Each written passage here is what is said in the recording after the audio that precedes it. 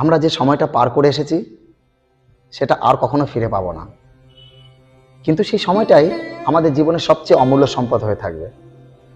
কিছু মুহূর্ত আছে যেগুলো হয়তো ছোট্ট ছিল, কিন্তু আজও মনে করলে বুকের ভিতরটা একটা হাহাকার জায়গায়। কিছু মানুষ ছিল যাদের সাথে কাটানো সময়গুলো আজও হৃদয়ের এক কোণে গোপন খাতায় লেখা আছে। হয়তো তারা আজ পাশে নেই, হয়তো সেই জায়গাগুলো বদলে গেছে, তবুও তাদের স্মৃতিগুলো আজও অদ্ভুতভাবে আলো হয়ে জ্বলে ওঠে।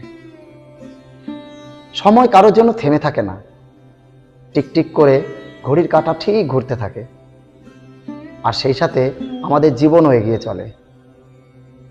কিন্তু এর মধ্যেই যে কয়েকটা দিন, যে কয়েকটা মুহূর্ত আমাদের ভেতর ছুঁয়ে গেছে, তা আর কোনোদিন মুছে যাবে না।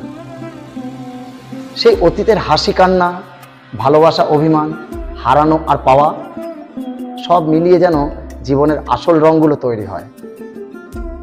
হয়তো আমরা চাইলে হাজার চেষ্টা করেও সেই দিনে ফিরে যেতে পারবো না, কিন্তু সেই মুহূর্তগুলোই আমাদের আজও মনে করিয়ে দেয় আমরা কতটা বেঁচেছিলাম, কতটা ভালোবেসেছিলাম, আর কতটা অনুভব করেছিলাম।